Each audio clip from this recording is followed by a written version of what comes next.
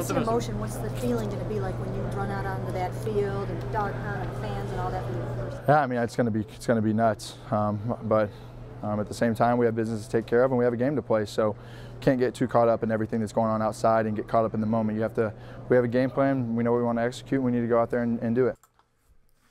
All right, so here we are, ready for week 1 of the 2017 season where Johnny Manziel has been announced as the first string starting quarterback of the Cleveland Browns. It's Money Manziel time.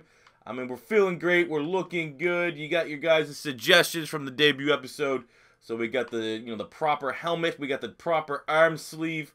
Looking like he just walked out of eastbay.com with a $5,000 gift card. He's looking swag to the T.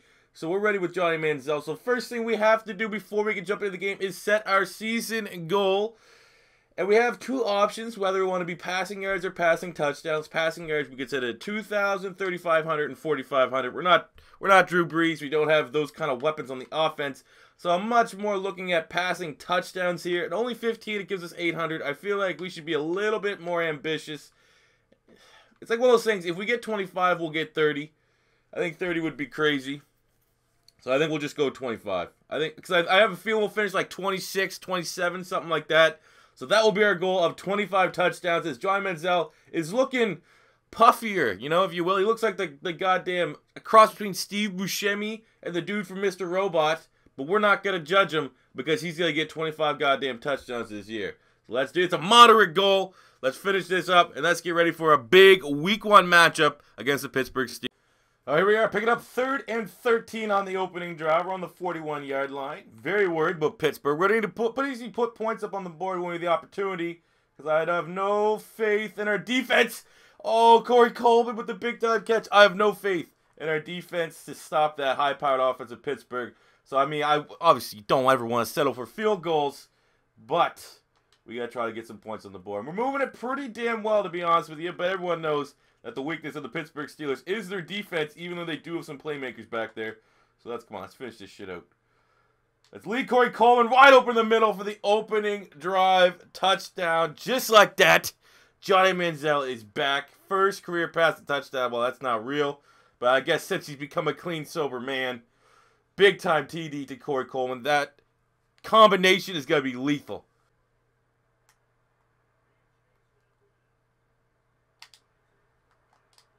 Gotta be kidding me, man.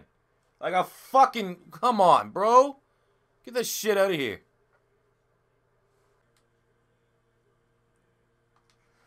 There we go. 1st and goal just outside the red zone on the 21-yard line. Our defense actually has been able to step it up. It's been nothing but field goals in this game after that bullshit fumble. Doesn't seem like our team really wants to defend Bud Dupree. Oh, we're so close. On the 1-yard. Bud Dupree has 3 sacks right now, which is absolute bullshit.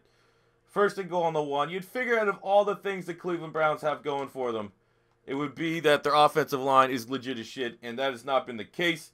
We're going to try to punch this one in. I guarantee it's going to fail.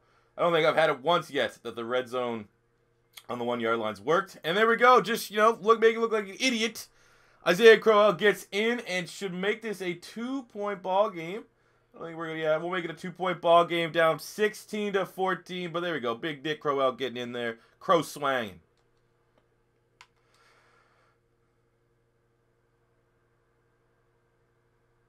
Okay. Didn't even get an opportunity to come back out in the field. I'm not gonna lie. This is a point where, we remove the curtains here. During EA Access, this is what I was playing when my access ran out. While this game was literally saving, I was worried that the thing was gonna corrupt. Popped it back in. The game that we had before would have been much more exciting. We won the game with the Browns 24-17. We had like 3 touchdowns with Johnny Manziel, almost 100 rushing yards. This was very much not that. And then the Pittsburgh Steelers, yeah, very, very Pittsburgh Steeler-esque to run the ball out for the entire 4th quarter. No, they're not a high-powered offense that scores quickly. No, that's not them. So I guess we're opening up here against Pittsburgh Steelers in a loss. Let's be honest, we probably assumed this was going to be a loss anyways, but Manziel did look good. A real just Madden cheese fumble where the guy just ripped it out of his hands as we're getting tackled to the ground. But a good debut performance from Johnny Manziel. The Cleveland Brown faithful believe him. This close game against the Pittsburgh Steelers, it gives them hope going forward. So we will do that. Let's take a final look here at the box score for Johnny Manziel. 134 QBR, so outbeat Ben Roethlisberger in that regard. 190 yards, a touchdown, no picks. So yeah, outperformed Ben Roethlisberger as a whole. We all know Ben Roethlisberger is not tremendous on the road for the Pittsburgh Steelers, but Johnny Manziel just beat out a Hall of Fame quarterback in the opening game of the week. In terms of running, you can't stop Lev Bell. That sucks. 27 yards for Johnny Manziel on the ground. We had that fumble, which was absolute horseshit. Looking at our receivers, Corey Coleman, though, that looks like a good tandem. I mean, obviously, during the preseason, we're kind of hyping up the whole Josh Gordon, Manziel bad boy thing. But Corey Coleman is the legit #1 wide receiver there. And if Manziel hopes to grow as a quarterback, it's going to be more so along with Corey Coleman and David Njoku than it might be with Josh Gordon. And Corey Coleman, 5 catches, 82 yards, and a touchdown. Njoku had 50 yards as well. That's looking pretty damn promising. Might as well just take a look at the defense for shits and giggles. Myles Garrett got 3 sacks on the game. Bud Dupree got 3 sacks on the game. We could not protect Bud Dupree coming off that right-hand side. Very well. I mean, I guess you'd say, look at the Cleveland Browns offensive line, the right tackle's the weakest spot. But Bud Dupree had an absolute field day against us. But that's the way she goes sometimes. You win some, you lose some. And we lost this one. So hopefully this loss does not give, trigger Johnny Manziel's just idiotism. I guess that's what we'll call it. And he doesn't, hit the clubs or something like that, trying to mask the bad feelings of defeat. Who knows? We'll have to check in next week for week number 2. Thank you guys for tuning in for another episode of the Johnny Manziel Career Revival. If this is your first time stopping by, don't be afraid to hit the subscribe button, smash the like button you've enjoyed. Leave a comment in the comment section below with any suggestions or compliments that you want to say for this series. And until next time, it's C4 saying peace. Gotta be our ball or nobody, so that kind of slowed our momentum a little bit.